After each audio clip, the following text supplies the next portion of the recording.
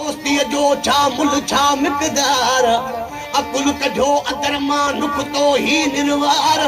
जे लगे त लख हज़ार जे टुटे त टकोई न लहे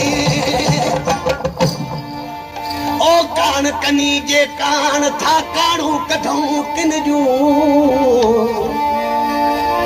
कान कनी जे कान था काणू कढूं किन जूं न त केर असी केर कान हूं त केर कढे कान